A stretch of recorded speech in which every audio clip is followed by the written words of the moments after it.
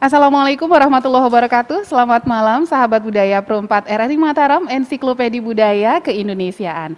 Malam hari ini saya Sari Wisdawati bersama dengan rekan saya Oming Arimi menemani Anda dalam obrolan budaya dengan topik akulturasi budaya di Kota Tua Ampenan. Tentu saja saya tidak sendiri.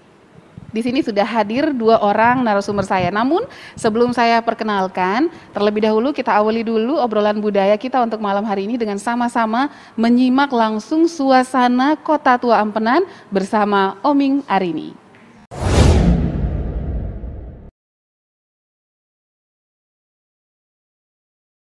Kota Tua Ampenan. Sebagian dari kita mengenal Kota Tua Ampenan sebagai kota pelabuhan di masa lampau. Namun, Ampenan memiliki arti lebih dari itu. Saat ini kita berada di pintu masuk Kota Tua Ampenan yang dihiasi dengan tulisan yang sangat besar seolah-olah mempertegas posisinya sebagai kota tua. Sebagaimana kota-kota pesisir di seluruh Nusantara, Kota Ampenan dibangun oleh Belanda pada awal tahun 1924 sebagai kota pelabuhan dengan kawasan perdagangan sendiri yang saat itu bertujuan untuk mengimbangi kekuatan kerajaan-kerajaan Bali di masa lampau. Sahabat budaya, Kota Tua Ampenan memiliki arti. Ampenan berasal dari kata amben yang dalam bahasa Sasak berarti persinggahan. Maka dengan demikian sangatlah tepat bila Kota Ampenan menjadi kota pelabuhan tempat persinggahan seluruh suku bangsa di masa lampau.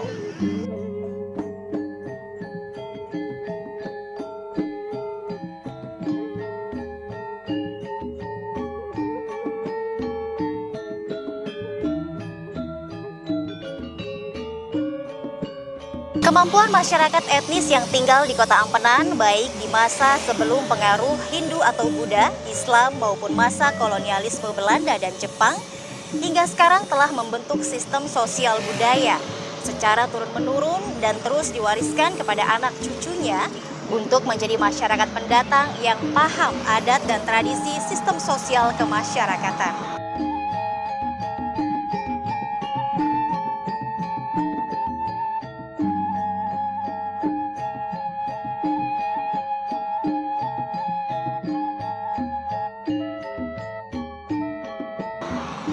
Kita bisa melihat dan menyaksikan harmonisasi kehidupan antara etnis dan agama yang mendiami wilayah Ampenan. Di ujung Kota Tua ini terdapat kelenteng tertua di Nusa Tenggara Barat yang berusia lebih dari 120 tahun. Kelenteng Po Huang Kong namanya, atau yang sekarang sering pula disebut sebagai Wihara Bodhidharma. Kelenteng ini merupakan kelenteng tertua yang ada di Pulau Lombok. Diperkirakan kelenteng tersebut didirikan pada tahun 1840. Konon nama Po Huang Kong diambil dari kata Po Wu Huang Ming yang artinya melindungi warga Tionghoa. Kelenteng ini menjadi saksi sejarah peradaban tiga agama di Pulau Lombok, bahkan menjadi sejarah tumbuhnya perekonomian di Kota Tua Ampenan. Tidak jauh dari tempat ini, kita juga dapat menyaksikan pemakaman Cina dan Muslim yang bersanding. Di sini kita bisa melihat bahwa nuansa, keharmonisan, dan keragaman tetap terjaga.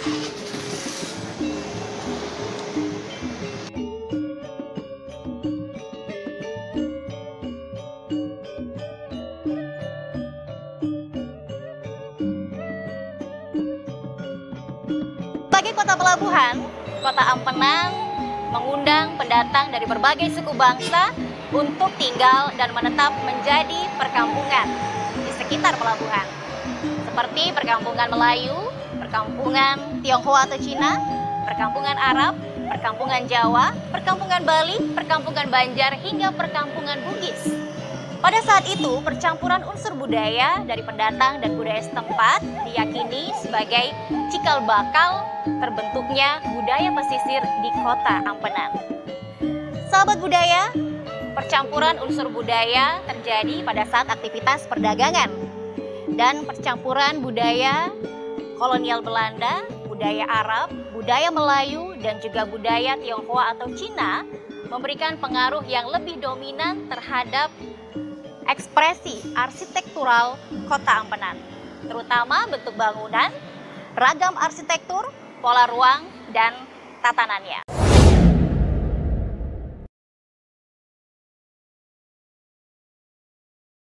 Baik, demikian tadi sedikit suasana dari Kota Tua Ampenan. Ini kalau misalnya mau dijelaskan lebih detail sama Oming, nggak cukup obrolan kita malam hari ini ya. Baik, sahabat budaya, seperti janji saya tadi, saya akan langsung saja perkenalkan dua orang narasumber saya malam hari ini dalam dialog budaya kita. Pertama ada Bapak Dr. Muhammadun, beliau adalah dosen sekaligus peneliti Universitas Islam Negeri Mataram. Assalamualaikum, selamat malam. Selamat malam, ya, saya Pak Muh. Iya. Selanjutnya yang kedua adalah Bapak Kasman SPDM Hum. Beliau adalah peneliti dari Kantor Bahasa Nusa Tenggara Barat. Assalamualaikum, selamat malam. Waalaikumsalam warahmatullahi wabarakatuh. Selamat malam, Ibu. Iya, semangat ya meskipun Semangat. kita ini malam siarannya. Iya, Nah, kalau kita berbicara mengenai topik kita malam hari ini adalah akulturasi budaya di Kota Tua Ampenan. Ini memang kalau misalnya kita berbicara mengenai Kota Tua Ampenan ini orang sudah langsung membayangkannya Kota Tua Ampenan ini sebagai sebuah kota pelabuhan di masa lampau. Namun Kota Tua Ampenan ini ternyata lebih dari itu. Nah, karena di sini ada Pak Muh ya, nanti akan menggali juga terkait dengan antropologi, sejarah, bagaimana budaya di sana. Juga ada Pak Kasman yang juga nanti akan menjelaskan terkait dengan percampuran bahasa yang ada di sana ya. Karena di sana memang bahasanya tuh sahabat budaya, bahasa Sasaknya unik. Kalau saya bilang kebetulan saya juga dari Ampenan. Baik, mungkin saya langsung dulu ke Pak Muh untuk malam hari ini membuka topik kita, dialog kita untuk malam hari ini. Pak Muh bisa dijelaskan tidak? Ini kan di sana multi etnis ya, multikultural, multi budayanya tuh banyak sekali di sana. Boleh dicerita tidak? Ini awalnya dulu Kota Tua Ampenan ini seperti apa? Silakan Pak Muh. Bicara mengenai Ampenan itu berbicara mengenai nuansa yang kompleks. Jadi fokus malam ini saya hanya akan berbicara dari perspektif pengembangan masyarakat, yaitu cara-cara bagaimana semua pengampu yang terdiri dari pengambil kebijakan serta masyarakat yang tinggal di wilayah Ampenan dalam inner city maupun Ampenan Metro, Ampenan Raya itu bisa berkolaborasi bersama-sama untuk meningkatkan kualitas hidup mereka. Saya tidak akan berbicara mengenai sejarah karena itu bisa fakta-faktanya kita gali, tetapi akan lebih memakai kajian budaya ini untuk strategi peningkatan kualitas hidup, kesehatan, baik itu jasmani maupun rohani. Oke, jadi bisa kita bilang ini akulturasi budaya di antara etnis yang menempati Ampenan ini, dia mempengaruhi banyak aspek dalam kehidupan masyarakat di sana, begitu ya? Saya tergerak untuk memulai ini dari paparan Camat Ampenan, Om Puseko, yang dimuat di website PU. Dia bilang ingin membentuk Ampenan sebagai mini Singapore, ya. Mini Singapore di situ dimaksudkan bukan sebagai modernitas Ampenan seperti Singapura, tetapi bagaimana kualitas hidup. Kualitas hidup dalam aspek pengembangan masyarakat itu ada 3, yaitu pendidikan dasar, kesehatan dasar, serta bagaimana ekonomi dalam kapasitas mata pencaharian di Ampenan itu bisa dinikmati oleh semua warga. Itu. Saya ingin berbicara di aspek itu.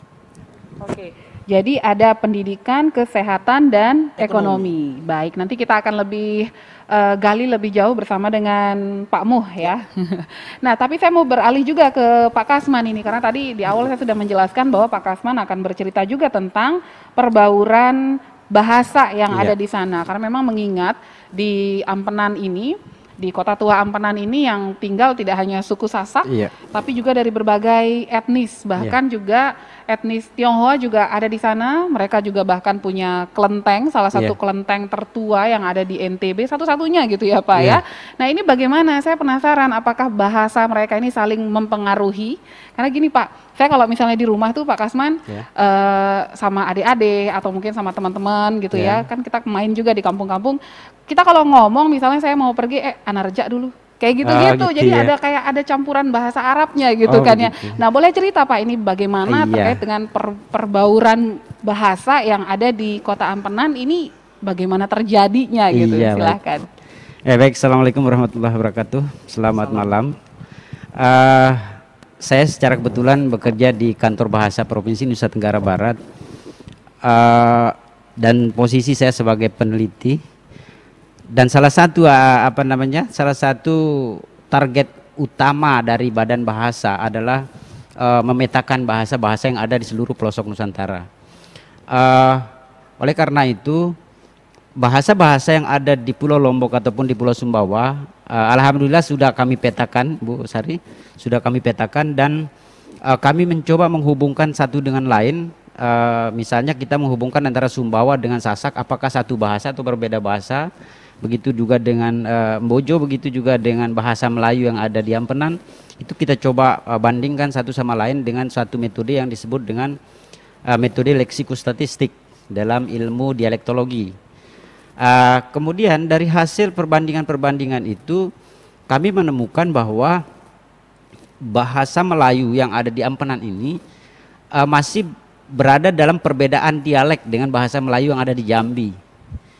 Bahasa Melayu yang ada di Jambi, bahasa Melayu yang ada di NTT, bahasa Melayu yang ada di Manado, bahasa Melayu yang ada di pulau-pulau lain di Indonesia. Setelah kami hitung secara leksikostatistik, dia berada dalam perbedaan dialek, bukan berbeda bahasa. Artinya apa? Artinya bahwa ketika dia berada dalam satu bahasa, berarti antara penutur bahasa Melayu yang ada di Ampenan ini tentu memiliki hubungan, hubungan kekeluargaan dengan Melayu yang ada di Jambi, Melayu yang ada di Palembang, Melayu yang ada di Manado, dan seterusnya. Nah, kalau kita kembali ke sejarah dulu, Bu Sari, ketika kita menentukan bahasa nasional, bahasa Indonesia yang sekarang kita sebut bahasa Indonesia, kalau dilihat dari populasi penuturnya, sebenarnya bahasa Jawa lah yang menjadi bahasa nasional kita. Kalau dilihat dari jumlah penutur, karena jumlahnya ya. Bahasa Jawa lah yang berpotensi menjadi bahasa nasional, bahasa kita saat ini. Namun mengapa kok bahasa Melayu ini dijadikan sebagai bahasa nasional kita? Karena bahasa Melayu ini ternyata ada hampir di seluruh pelosok Nusantara, Bu. Jadi saya kebetulan juga sudah pernah meneliti bahasa-bahasa yang ada di Maluku, bahasa-bahasa yang ada di Papua. Secara kebetulan beberapa tahun lalu kami ditugasi oleh Badan Bahasa untuk meneliti bahasa-bahasa yang di Papua sampai ke pelosok-pelosoknya. Dan ternyata hasil dari analisis kami, memang bahasa Melayu yang ada di Indonesia ini masih satu bahasa, bukan merupakan berbeda bahasa. Nah, tentunya nanti akan berbeda kalau dibandingkan, Bu, bahasa Indonesia dengan bahasa Melayu yang ada di Malaysia saat ini. Saat ini karena perpisahan antara bahasa Melayu dengan bahasa Indonesia yang kita pakai di Indonesia saat ini sudah sangat jauh, sudah ratusan tahun mungkin dia berpisah, sehingga bisa jadi berbeda bahasa antara Melayu dengan bahasa Indonesia untuk saat ini. Kalau misalnya tadi Pak Kasman mengatakan bahwa kalau misalnya kita bandingkan bahasa Melayu yang ada di Indonesia dengan yang ada di Malaysia, maka dia sudah jauh berbeda karena perpisahan itu. Jadi bisa jadi ada kata-kata yang tidak bisa dipahami gitu ya. Kita memahaminya apa, mereka memahaminya apa gitu ya. Nah, sahabat budaya, kami informasikan bahwa di belakang kita ini adalah diorama Kampung Nelayan, begitu sahabat budaya ya. Jadi ini adalah salah satu ikonnya Kota Tua Ampenan, karena bagaimanapun juga Kota Tua Ampenan ini adalah daerah pesisir yang mana juga sebagian besar masyarakatnya itu bekerja sebagai nelayan. Nah, nelayan, berbicara mengenai nelayan, apakah cukup juga misalnya dalam hal peningkatan ekonomi? Tadi Pak Muh sudah mengungkapkan juga bahwa ekonomi ini salah satu efek yang dibawa dari akulturasi budaya, begitu Pak Muh ya? Oke, baik, silakan langsung mungkin dijelaskan dulu dari aspek ekonomi ini seperti apa, Pak Muh? Ya, bagus untuk melacak dulu periodisasi kesejarahan ekonomi Ampenan. Ya, Ampenan hidup dari perdagangan Nusantara. Belanda membawa ke sini 1894, tetapi Ampenan dirancang sebagai kota pelabuhan. Di masa pendudukan Jepang 42 sekitar hal itu berhenti, tetapi keramaian Ampenan berlanjut sampai tahun 70 ketika pelabuhan dipindah ke Lembar. Hal ini berarti keunikan kota Ampenan sebagai urban heritage, ya, karena kalau mengacu pada Undang-Undang Perlindungan Cagar Budaya, semua bangunan yang ada di Kota Tua termasuk settlement, pemukiman, ruang-ruang peribadatan seperti kelenteng yang Anda sebut tadi, lalu interaksi sosial seperti sekolah. Ketika mereka usianya melebihi 50 tahun, maka itu harus dijaga.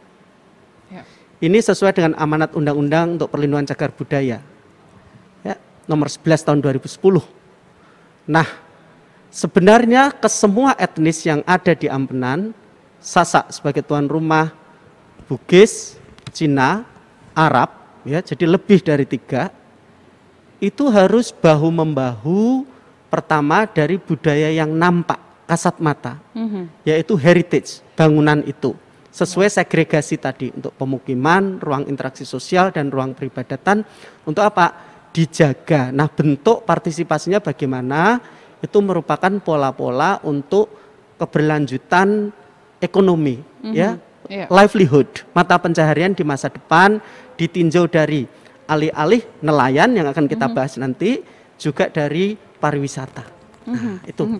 Tapi kalau misalnya menurut pengamatan Pak Muh sendiri, bagaimana Pak Muh melihat korelasi di antara sekian etnis ini, bagaimana mereka berkolaborasi ketika misalnya untuk menciptakan ya tingkat ekonomi yang baiklah untuk kehidupan mereka sendiri? Ya, ya.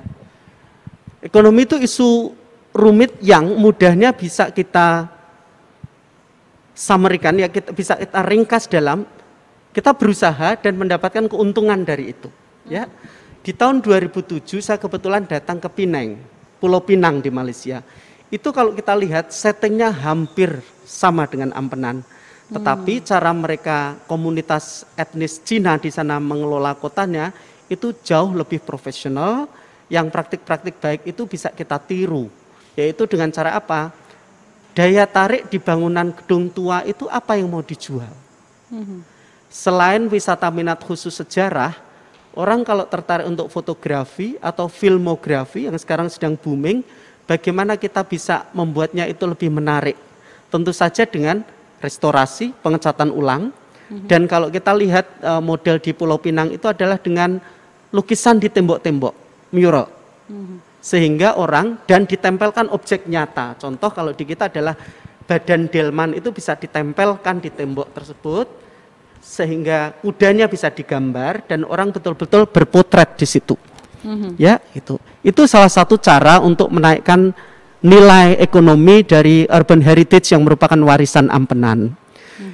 Face to face sejalan dengan kegiatan untuk nelayan dan perikanan. Karena apa? Kita tahu bahwa usaha wisata itu kan usaha yang vulnerable, yang gampang goncang. Seperti kondisi sekarang, wisatawan tidak datang, maka ada sumber lain orang mencari mata pencaharian.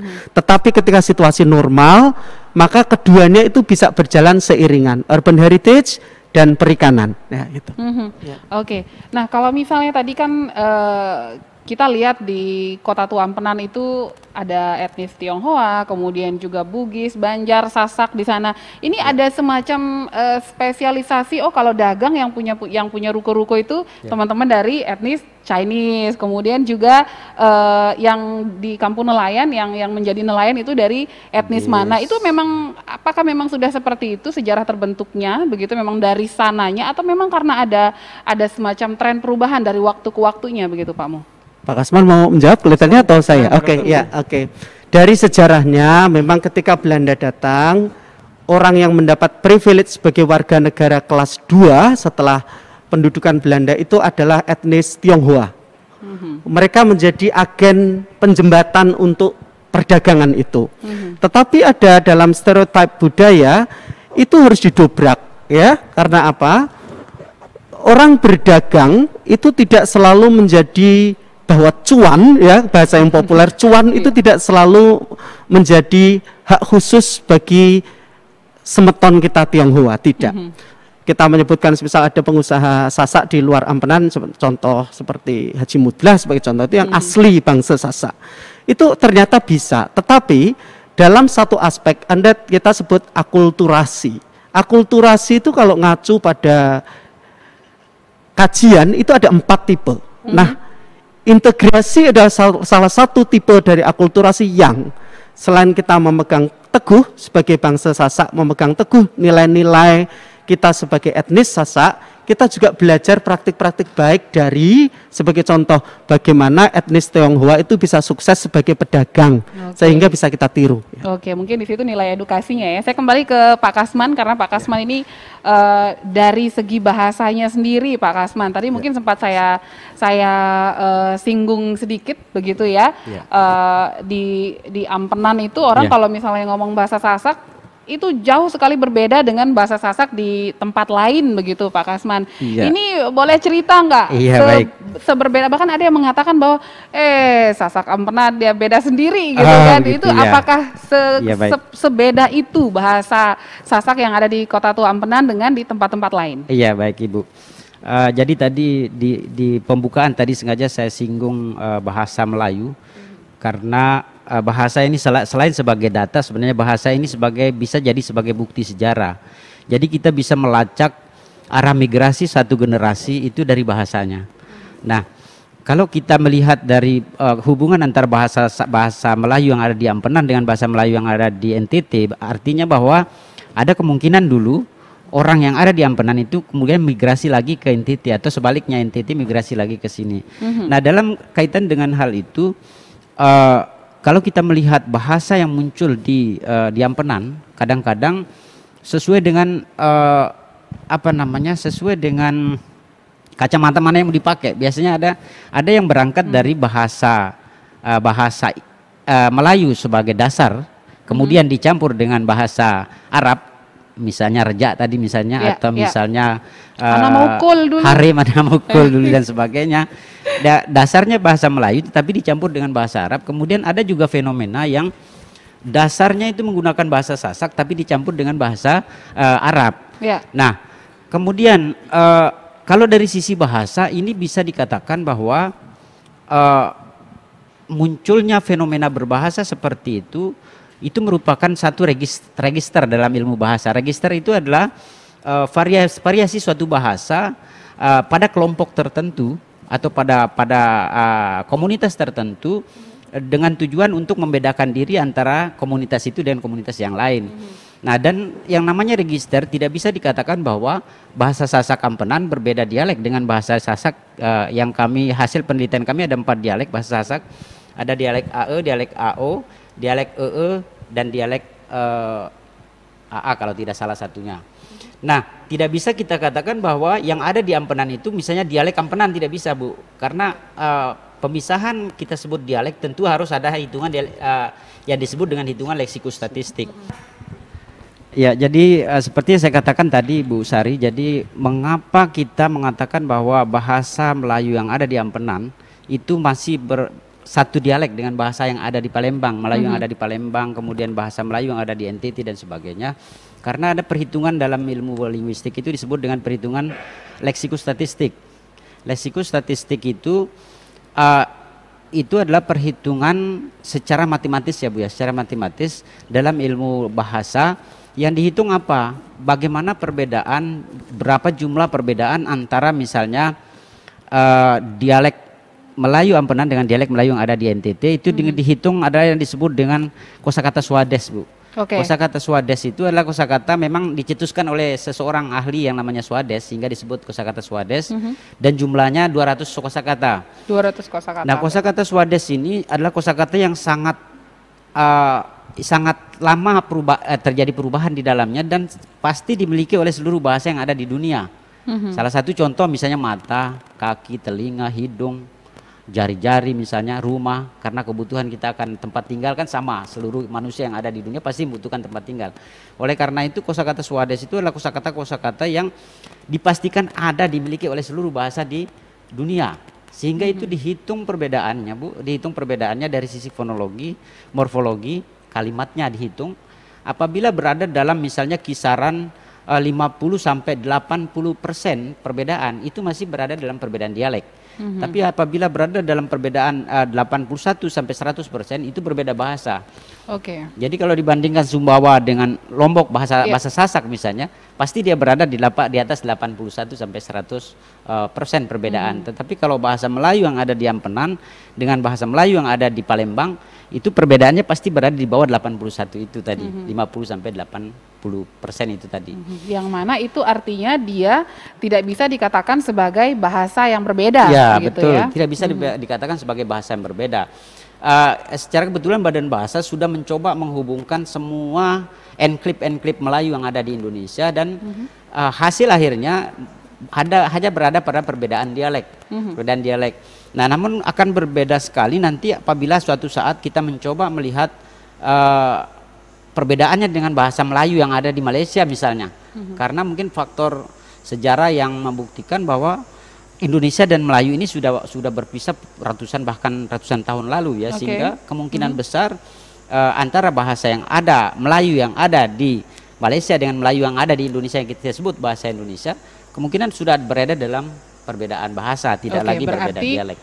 Melayu, bahasa Melayu yang ada di Indonesia dengan bahasa Melayu yang ada di Malaysia ini adalah dua bahasa yang berbeda begitu ya. Kalau misalnya kita mau mengacu pada bahasa Melayu. Tapi tadi saya tertarik terkait dengan statement dari Pak Kasman ini terkait dengan register budaya. Jadi kan tadi saya sempat tanya tuh bahwa kenapa dia tidak disebut dengan dialek Ampenan, misalnya bahasa Sasak ini ya tidak disebut dengan bahasa Ampenan, itu hanya karena nah itu dia, kenapa dia tidak disebut sebagai dialek Ampenan misalnya. Kan kalau misalnya kita perhatikan kan ada dialek di Lombok Timur itu ada banyak sekali dialek, di Lombok Tengah apalagi ya, nggak usah ke sana, di Lombok Barat aja dialeknya udah banyak sekali. Nah, kenapa kemudian untuk wilayah Ampenan ini tidak dikatakan sebagai dialek tapi register gitu, register bahasa? Jadi kalau kita lihat fenomena berbahasa orang Ampenan itu ketika dia menggunakan bahasa Melayu sedikit dicampur dengan bahasa Arab.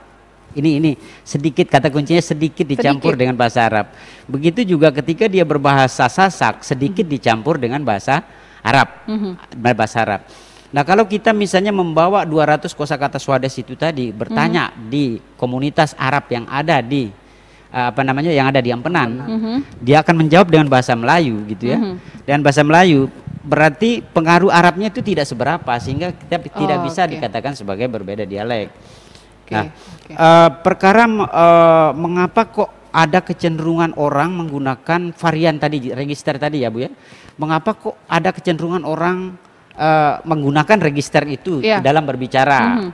Kelihatannya dengan menggunakan register Ampenan itu, orang akan merasa memiliki prestise yang lebih baik dibandingkan dengan orang-orang yang ada di sekelilingnya. Artinya ada istilahnya diidolakan, bahasa itu diidolakan, digunakan gitu ya, semua orang ingin tahu dia. Karena dia unik kah? Itu sebenarnya terkait juga dengan faktor sejarah. Sejarah kebetulan saya pernah membaca hasil pidato pengukuhan profesornya Prof Jamaluddin dari Stein juga, dari IAIN juga, saya pernah membacanya bahwa ketika Sunan Prapen datang ke Indonesia dia tidak datang sendiri katanya, melainkan membawa 1000 pasukan dan 1000 pasukan itu bukan hanya dari Jawa, tetapi justru ada pasukan-pasukan itu yang dari Palembang sendiri dibawa. Jadi dengan adanya orang Palembang bercampur dengan pasukan Sunan Prapen, tentu bahasanya juga ikut di situ. Berarti faktor kekuasaan. Saya langsung ingat sama dialek Sumbawa Besar yang ada di Sumbawa. Kenapa dia banyak sekali dipahami oleh masyarakat Sumbawa meskipun mereka berbeda subdialek itu karena memang ada faktor kekuasaan Sultan Sumbawa di masa lampau. Ini kayaknya bagiannya doktermu. Ini seperti apa Pak Mu tanggapannya? Kompleksitas interaksi lintas budaya di Lombok dan Ampenan secara khusus itu memang nuansanya kompleks, rumit. Jadi dari paparan bahasa ini menunjukkan bahwa ketika perdagangan Nusantara datang pertama kali melewati Bali, di Bali Utara, di Sembiran, yang penelitian dari pengambilan benda-benda artefak yang tenggelam di samudra itu menunjukkan betapa interaksi lintas budaya itu sudah kaya. Bahkan dari abad 16, kemungkinan besar terjadi jika kita menggali artefak-artefak di dasar samudra di Lombok Utara, maka akan terjadi hal yang sama. Jadi berbicara mengenai etnisitas dan multi etnisitas di Ampenan, tidak bisa kita lepaskan dari bingkai luas Lombok sebagai salah satu titik dagang dari perdagangan Nusantara zaman dulu. Yang mana Ya. pusatnya di Pelabuhan Ampenan seperti Pertama kali adalah di Lombok Utara. itu. Oke, pertama Ya, kali di Ampenan Lombok itu Utara mulai justru. berfungsi ketika Belanda datang di tahun 1894 untuk menyerang Ukir Kawi. Ya. Ya. Lalu kemudian mencapai kejayaannya di tahun 58 sampai 60. Di tahun 70 Ampenan meredup karena pelabuhan dipindah ke Dipindah, Lembar. betul, betul. Oke. Ya. Oke, baik. Nah, tapi kemudian juga yang membuat saya penasaran, sahabat budaya, kalau misalnya tadi Bapak Kasman mengatakan kalau misalnya dengan kosakata bahasa Arab dari teman-teman dari etnis Arab ini mempengaruhi juga bahasa Melayu sehingga terjadilah register budaya tadi, bagaimana juga dengan yang terjadi dengan bahasa-bahasa kosakata dari teman-teman etnis Tionghoa yang juga mendiami, karena saya tidak melihat terjadinya Ya, misalnya betul, teman-teman dari Ampenan ini menggunakan bahasa yang ada unsur-unsur bahasa dari teman-teman Tionghoa. Ini kenapa? Iya, Kan baik. sama juga kan, sama-sama pendatang, orang Iya. lokal, orang Sasak, kemudian datanglah pendatang teman-teman etnis Bugis, Iya. Arab, termasuk juga dengan Tionghoa. Tapi register budaya itu, register bahasa itu seolah tidak terjadi. Iya, betul, Baik, betul. seperti apa? Jadi begini, saya kalau untuk menjawab hal itu, saya lebih saya mencoba melihat ke belakang seperti yang diungkapkan oleh Profesor Jamaluddin dalam pidato ke pengukuhan keprofesoran beliau. Beliau mengatakan bahwa Islam di Lombok ini tidak saja Islam yang bernuansakan Islam Jawa. Itu inti dari pembicaraan beliau. Jadi Islam yang ada di Lombok ini ada akulturasi antara Islam Jawa dengan Islam yang ada di Sumatera. Salah satu contoh menurut beliau, kalau Islam Jawa tidak mengenal bersanji, Ya. membaca bersanji, kemudian yang sejenis itu, dan itu hanya ditemukan menurut beliau itu di Sumatera. Walau alam ini hasil penelitian beliau ya, karena saya mengungkapkan ini karena penelitian tentunya ilmiah, tentunya beliau sudah membuktikan dengan bukti-bukti yang memang konkret dan seterusnya. Nah, karena beliau mengatakan demikian bahwa Islam yang ada di sini, bahwa Islam yang ada di sini Islam campuran Jawa dan Sunan Prapen, yang dibawa oleh Sunan Prapen dan juga dari Sumatera tadi. Maka ketika beliau datang ke sini dulu, Sunan Prapen dengan 1000 bala tentaranya datang itu, kemungkinan masyarakat yang ada di Lombok ini karena mayoritas orang di sini ini beragama Islam, maka diistimewakanlah ini menurut saya ini seperti itu secara psikologi, maka diistimewakanlah orang Melayu ini oleh orang lokal, orang Sasak gitu. Melayu ini yang notabene membawa juga budaya Islam di dalamnya gitu. Oke. Jadi budaya Melayu itu bersamaan dengan budaya Arabnya masuk ke sini, orang Sasak lah yang mengagungkan karena memang dia Ada kesamaan. iya, agama itu yang menjadi pengikatnya, sehingga merasa mereka harus sumber agamanya dari sana, sehingga mereka merasa memiliki prestise yang lebih dibandingkan dengan masyarakat yang lain yang ada di Oke, Lombok. berarti bisa saya simpulkan tidak bahwa kesamaan budaya tradisi di antara dua atau mungkin lebih etnis ini, Ya. misalnya suku Sasak yang memang sebagian besar sudah beragama Islam, kemudian datang Ya. teman-teman Arab, maka itu juga mempengaruhi penggunaan bahasa itu sendiri, begitu? Ya, tadi mengapa kok bahasa Tionghoa tidak berpengaruh ya? Tidak berpengaruh, itu belum terjawab. Mengapa bahasa Tionghoa tidak berpengaruh? Karena bahasa Tionghoa itu tidak datang bersamaan dengan agama. Mungkin seperti itu ya, Bu ya. Jadi kalau misalnya kita ingat, munculnya orang Tionghoa ini kan bersama dengan kita kenal dengan usaha ya, sebagai pengusaha, dagang ya, sebagai dagang. Nah, sehingga dia muncul di permukaan di Pulau Lombok khususnya karena dia memang sudah sukses di perdagangan, sehingga dia sekarang diperhitungkan gitu. Jadi tidak seperti bahasa Melayu yang ada di Ampenan yang datang bersama agama, menyebarkan agama, sementara yang Sasak ini yang Tionghoa ini datang langsung membuka usaha dan dia sukses, sehingga merasa sama kedudukan antara masyarakat Sasak dengan masyarakat Tionghoa ini, mereka merasa sama, sehingga tidak perlu mereka menggunakan bahasa yang register tadi itu. Oke, jadi makanya itu dia tujuan datangnya mereka dengan kemudian tradisi yang dibawa ini juga sangat mempengaruhi saling pengaruh bahasa gitu ya, Iya, bisa saya betul. bilang gitu ya. Iya.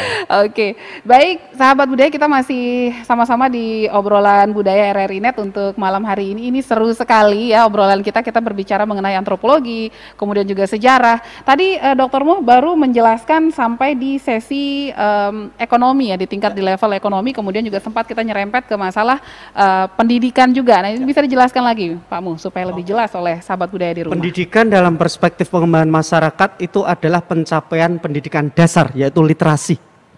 Nah, dalam upaya untuk peningkatan ekonomi, orang di Ampenan dengan multi etnisitasnya bisa lebih membuat sistem akulturasi budayanya itu lebih integratif daripada berasimilasi, menyerahkan nilai-nilai budayanya untuk belajar budaya baru, atau membuat pemisahan yang tidak ideal untuk kerjasama antar etnis. Literasi dasar ini adalah apa? Kecakapan membaca dan menulis, serta berhitung. Satu pelajaran yang bisa dijadikan contoh adalah untuk artefak budaya yang tangible, yang nampak tadi, apakah sudah pernah ada keterangan tulisan sederhana yang membuat orang ketika mereka itu berkeliling, touring di sekitar lokasi yang perkantoran, pergudangan, pemukiman, interaksi untuk sosial atau tempat-tempat peribadatan itu mempunyai minimal satu paragraf pengantar sejarah gedung itu atau bagaimana masyarakat berinteraksi, itu masih minim dan itu adalah isu pendidikan. Pertama dari mata pencarian pariwisata ini bisa memperpanjang masa tinggal wisatawan. Yang kedua dari wisata minat khusus ini menunjang untuk dokumentasi sejarah. Yang ketiga dari isu pendidikan ini adalah isu-isu untuk literasi dasar, melatih masyarakat untuk membaca dan menulis. Gitu. Oke, baik. Ya, demikian tadi penjelasan dari Pak Muh, sahabat budaya. Artinya memang kita butuh begitu ya tulisan-tulisan di sekitaran gedung-gedung tua ini yang menjelaskan seperti apa sejarah yang ada di sana, seperti apa perjalanannya. Nah, ngomong-ngomong soal perjalanan, kita simak lagi perjalanan rekan saya Oming Arini di Kota Tua Ampenan.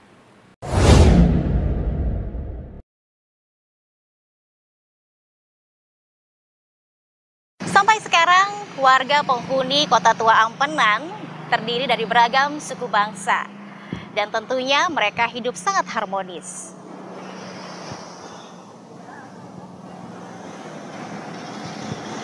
Dan sahabat budaya, keragaman penduduk Ampenan terlihat dari nama kampung yang masih mereka gunakan berasal dari daerah asal mereka. Seperti Kampung Melayu, kemudian Kampung Arab, kemudian Kampung Jawa, dan juga Kampung Banjar, Kampung Bugis, bahkan Kampung Bali.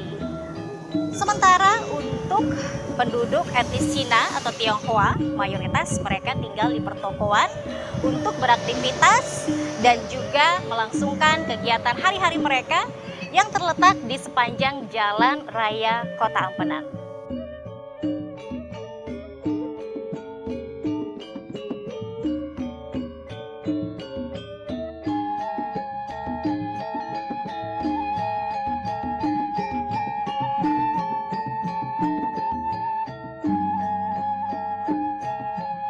Sahabat budaya, Kota Ampenan dan eks-pelabuhan Ampenan Lombok di Kota Mataram, Nusa Tenggara Barat menyumbang sejarah peradaban bahari Nusantara karena merupakan tempat persinggahan kapal dagang yang berasal dari dalam maupun dari luar negeri. Dan sahabat budaya, dalam dunia bahari sekitar tahun 1988, pelabuhan Ampenan menjadi jalur perdagangan dan jalur pelayaran dari kapal yang berasal dari Pulau Jawa, kemudian dari Sumatera atau Riau, dari Sulawesi atau Makassar, dan dari Maluku. Sementara untuk jalur internasional disinggahi oleh kapal yang berasal dari Cina, Filipina, kemudian Singapura, Kepulauan Mauritius, dan juga New South Wales, Australia.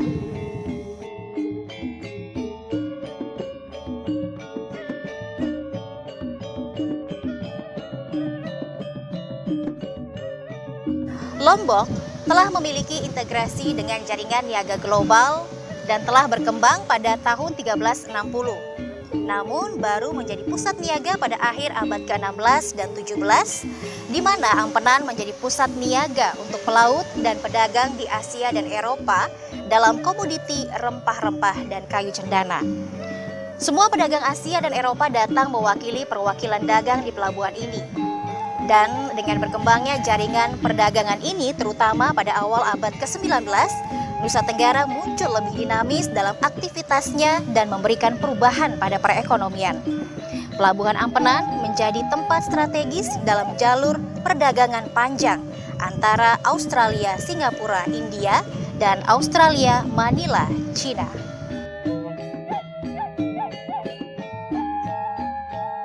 Pada akhir tahun 1973, aktivitas Pelabuhan Ampenan dipindahkan ke Pelabuhan Lembar karena Lembar dinilai lebih aman dan lebih memungkinkan pengembangan kawasan di masa depan.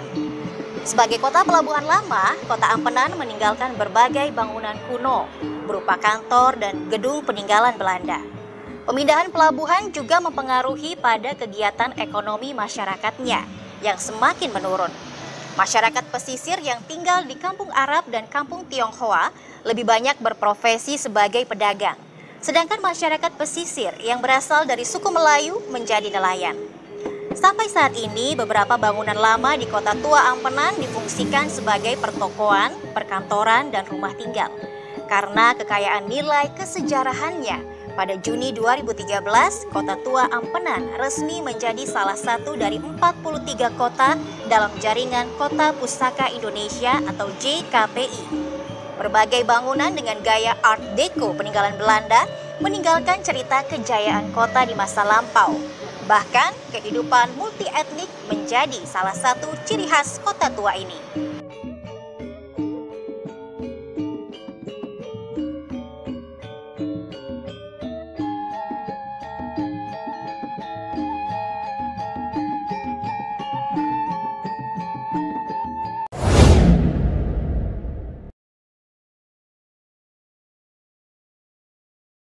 Baik, sahabat budaya Pro4 RRI Mataram, Ensiklopedia Budaya Keindonesiaan. Bagaimana? Penasaran dengan Kota Tua Ampenan? Nanti kalau pandemi sudah berakhir, datang langsung ke Lombok ya, dijamin gak mau pulang. Dan tadi sahabat budaya kita juga sudah menyimak, sama-sama melihat perjalanan Oming tadi di pelabuhan Kota Tua Ampenan. Dan kita sendiri juga tadi sudah melihat sama-sama ada bekas-bekas atau sisa-sisa tiang pancang pelabuhan. Itu langsung, ini mungkin sengaja dibiarkan ya, untuk mengingatkan kita bahwa Kota Tua Ampenan pernah berjaya di masa lampau. Nah, berbicara mengenai masa lampau, ini masih ada dua orang narasumber saya untuk malam hari ini. Tadi kita baru sampai di Pak Muh di sesi pendidikan begitu sahabat budaya ya. Ada 3 aspek ya tadi ya Pak ya? Ya. Bahwa akulturasi budaya ini bisa mempengaruhi banyak hal termasuk tadi pendidikan, ekonomi dan kesehatan. Nah, tinggal yang kesehatan nih yang belum dijelaskan, Pak Muh. Silakan. Ya, untuk memberikan simpulan, sebenarnya 3 itu tidak bisa dipisah satu-satu begitu, tapi interrelated, kait-mengait. Nah, masyarakat yang literat, artinya mereka itu melek dalam arti apa? Melihat pola-pola interaksi dari sejarahnya di masa lalu. Bagaimana ruang-ruang segregasi pemukiman, kampung Melayu, kampung Jawa, kampung Tionghoa, itu sebenarnya pola interaksinya bisa lebih cair, sehingga ada kesepakatan untuk dari bidang kesehatan, pola hidup lebih sehat, bagaimana di daerah aliran sungai itu sampah tidak menumpuk, sehingga wisatawan bisa tertarik untuk datang, dan juga kualitas kesehatan bisa meningkat. Ini adalah isu literat, mereka melek atau tidak gitu. Dan ini adalah karena tempat tinggal Ampenan kita itu adalah tempat tinggal multi etnis, maka itu alih-alih tanggung jawab bangsa Sasak saja, tetapi juga Semeton Bali di sebelah selatan sungai, masyarakat Tionghoa di sebelah, kalau kita mau masuk kota Mataram ada di deret sebelah kanan, masyarakat Arab di sebelah kiri, maka itu bisa bahu-membahu bekerja sama. Nah, kalau sudah ada komitmen bersama, dari aspek pendidikan tadi, literat, menyediakan informasi-informasi dasar berdasarkan riset yang akurat, serta kemudian pola hidup sehat untuk meningkatkan kualitas, dan juga ini, HAM generasi ketiga itu adalah hak untuk menikmati hidup yang berkualitas, termasuk aliran sungai yang bersih, serta pada satu saat nanti karena potensinya besar sekali ditinjau dari komunikasi lintas budaya, lalu urban heritage development, lalu kemudian dari aspek sejarah dan interaksi keagamaan, maka wisatawan akan datang sendirinya dan itu akan membawa perbaikan ekonomi. Itu maksud saya. Oke, jadi ini semua ujungnya kaitannya juga dengan pariwisata begitu sahabat budaya. Jadi kalau misalnya penataannya bagus ya seperti itu, maka wisatawan akan datang. Terutama juga yang menarik saya tadi adalah dibutuhkannya sebenarnya prasasti-prasasti yang menjelaskan ini gedung tua ini dulu pernah menjadi apa, seperti itu ya. Kemudian juga di pelabuhan juga ya kita butuh juga penjelasan ya.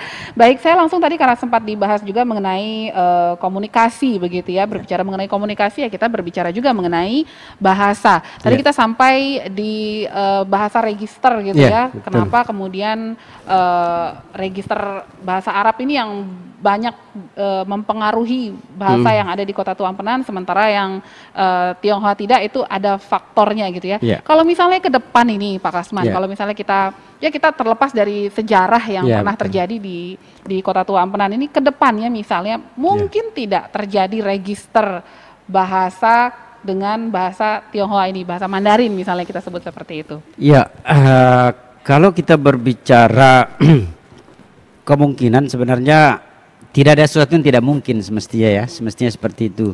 Kalau kita melihat perbedaan antara suku Tionghoa yang ada di Sumbawa atau di Bima, itu sangat berbeda dengan suku Sumbawa yang ada di Pulau Lombok khususnya.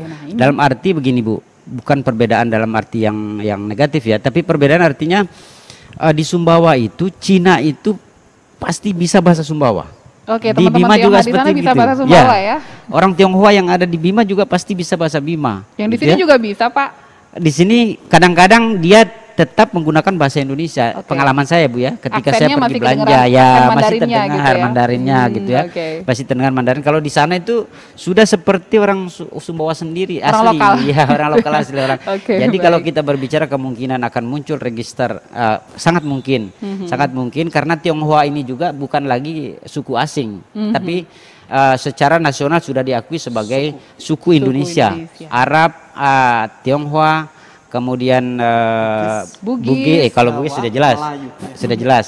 Yang diakui itu dengan dilihat sejarahnya sudah lebih dari 50 tahun dia bertinggal di Indonesia, berarti itu sudah menjadi suku Indonesia sendiri, bukan lagi suku asing gitu. Jadi salah kalau kita mengatakan Cina ini orang asing, salah. Cina ini orang Indonesia karena Mungkin sudah diakui. bukan Cina Pak, mungkin ya Tionghoa. Tionghoa ya, Tionghoa Kalau ini Cina sudah kan ya. negara Cina. Ya, oke ya, Tionghoa ya. Tionghoa ini sudah suku Indonesia, tidak lagi suku asing. Oleh karena itu, kalau kita berbicara kemungkinan terjadi register, bisa saja. Bisa saja. Karena masalahnya bahasa ini merupakan fenomena yang muncul atas karena ada kebutuhan dari penutur bahasa itu sendiri. Misalnya orang-orang Arab Melayu yang Ampenan Melayu tadi itu ada keinginan dia untuk memperlihatkan diri bahwa kami ini keturunan orang yang datang dari luar loh, yang menyebarkan agama Islam pertama kali di Lombok ini, sehingga dimunculkan dalam bentuk bahasa gitu. Nanti mungkin Tionghoa akan memunculkan kami ini adalah orang yang bisa dikatakan ya perdagangan yang menguasai perdagangan di Pulau Lombok loh. Bisa saja dia munculkan varian-varian seperti register dalam dialek Melayu tadi itu, dalam bahasa Melayu tadi. Oke, jadi register budaya untuk register bahasa untuk bahasa Mandarin dari teman-teman etnis Tionghoa ini mungkin saja Bisa terjadi, saja terjadi, ya. Karena itu juga sudah terjadi berarti kalau misalnya di Pulau Sumbawa, Bima dan Sumbawa. Di Sumbawa itu sudah namanya asimilasi dalam ilmu bahasa, asimilasi bahasa dan asimilasi budaya. Asimilasi juga bisa dalam bentuk fonologi, bisa asimilasi dalam bentuk morfologi dan kalimatnya. Adaptasi, mohon maaf, bukan asimilasi. Adaptasi linguistik namanya. Adaptasi linguistik bisa dalam bentuk fonologi, morfologi ataupun sintaksis. Mengapa harus beradaptasi? Karena dia harus bertahan hidup di situ. Dia misalnya karena orang kita berinteraksi. Ya, orang Tionghoa misalnya katakan minoritas ya, untuk bertahan hidup di tengah-tengah mayoritas dia harus beradaptasi dengan suku yang ada di situ. Termasuk dengan mempelajari bahasanya karena ada faktor kebutuhan itu ya, begitu ya. Betul. Baik sahabat budaya, tidak terasa ini kita ngobrol panjang mengenai akulturasi budaya yang ada di Kota Tua Ampenan. Ini kita harus tutup obrolan kita untuk malam hari ini, tapi sebelumnya seperti biasa saya persilahkan masing-masing narasumber untuk menyampaikan closing statement begitu ya, statement penutup untuk obrolan budaya malam hari ini. Silahkan dari Pak Dr. Mahmudin dulu. Silahkan. Berbicara mengenai akulturasi budaya khususnya di Kota Ampenan itu hampir sama Pak. Asimilasi adalah bagian daripada adjustment tadi, daripada penyesuaian tadi sebenarnya. Jadi salah satu aspek dari akulturasi budaya adalah asimilasi, yaitu menyerahkan budaya dia untuk total belajar budaya baru. Nah, model-model lain itu bisa jadi pilihan bagi masyarakat Kota Ampenan yang multi etnis. Saran saya adalah sebagai pengembang masyarakat adalah integrasi, masih memegang identitas asli suku masing-masing, tetapi sambil terbuka belajar nilai-nilai, praktik-praktik baik, pola pandang yang merupakan nilai-nilai budaya intangible, tidak nampak.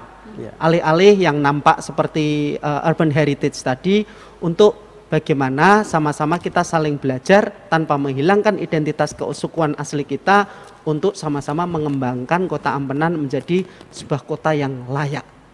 Layak dari pendidikan, layak dari kesehatan, layak dari ekonomi mata pencaharian. Baik, demikian penutup dari Dr. Mahmudin untuk malam hari ini. Langsung saya persilahkan kembali. Iya, terima kasih Bu Sari. Jadi kalau dari sisi bahasa seperti saya katakan tadi, bahasa itu tidak hanya sebagai data, namun bahasa itu juga bisa sebagai bukti sejarah. Dan di samping itu juga bahasa juga bisa dikatakan sebagai gambaran terhadap sesuatu yang akan terjadi di masa yang akan datang. Misalnya begini, jika kita ingin membangun tadi seperti yang dikatakan Pak Dokter tadi, ingin membangun hubungan yang harmonis antara berbagai etnis yang ada di Ampenan itu, tentu mereka harus berkolaborasi baik secara budaya ataupun secara bahasa. Mau tidak mau nanti kalau mereka ingin maju di bidang perdagangan misalnya, akan muncul register-register dalam bidang perdagangan yang dipahami oleh masyarakat Ampenan, dan itu sangat mungkin terjadi karena kebutuhan kita akan perdagangan itu tadi, akan kemajuan ekonomi dan seterusnya tadi itu. Jadi bahasa tidak hanya sebagai data, tetapi sebagai bukti sejarah, bahkan bisa sebagai alat untuk memprediksi apa yang akan terjadi di masa yang akan datang. Seperti itu. Baik, menarik tadi penutup dari Pak Kasman, bahasa bisa dipakai sebagai alat untuk memprediksi apa yang akan terjadi ke depan begitu ya. Iya, sahabat budaya, menarik tadi penutup dari Pak Kasman yang mengatakan bahwa bahasa bisa digunakan sebagai alat untuk memprediksi masa depan. Jadi jangan ragu untuk mempelajari bahasa mulai dari sekarang, termasuk juga kita pelajari sejarah kita, karena dengan belajar sejarah maka kita juga akan tahu akan seperti apa kalau misalnya kita menemukan kasus-kasus tertentu. Demikian obrolan budaya kita untuk malam hari ini bersama dengan dua orang narasumber saya. Mudah-mudahan bisa menjadi inspirasi untuk kita semua, dan pastikan ketika pandemi berakhir datang ke Kota Tua Ampenan. Baik, saya Sari Wisdawati bersama dengan rekan saya Oming Arini pamit undur. Sampai jumpa dalam obrolan budaya RRI Net berikutnya. Wassalamualaikum warahmatullahi wabarakatuh. Selamat malam dan salam budaya.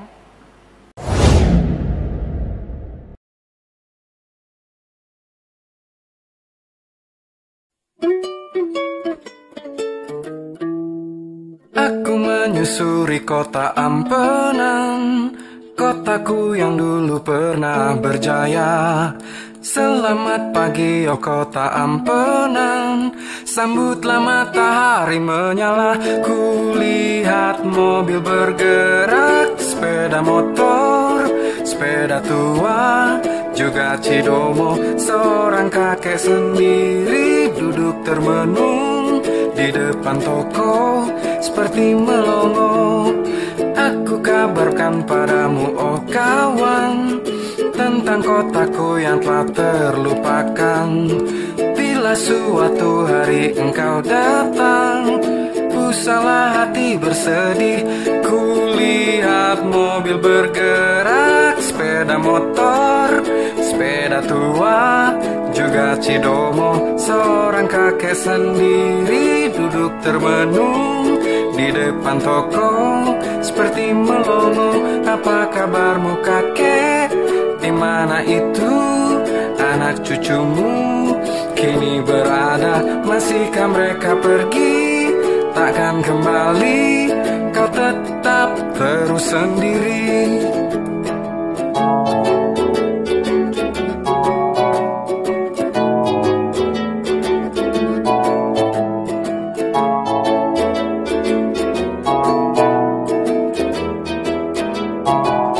Kulihat mobil bergerak, sepeda motor, sepeda tua, juga cidomo. Seorang kakek sendiri duduk termenung di depan toko seperti melongo. Apa kabarmu kakek?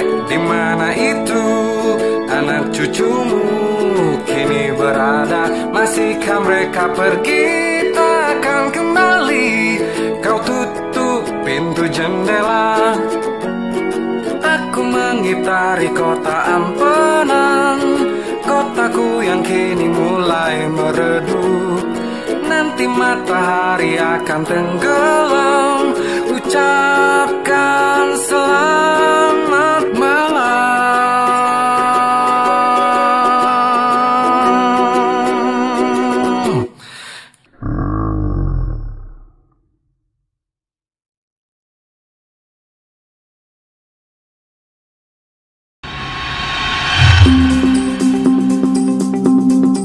Revolusi digitalisasi teknologi telah merubah gaya hidup masyarakat dari sekedar mendengarkan atau menonton menjadi lebih interaktif karena masyarakat diberi hak untuk menyampaikan pendapatnya. Setelah 10 tahun terakhir ini, media sosial bertumbuh.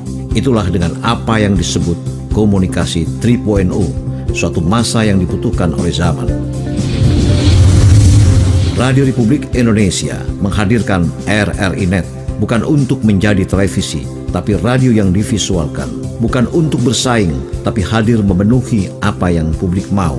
Karena Radio Republik Indonesia sedang menjalankan tanggung jawab sosial, maka semakin banyak pendengar akan semakin banyak pula pencerahan kepada masyarakat sampai menembus jantung yang paling dalam. RRI Net dengan tagline "Tonton yang Anda dengar".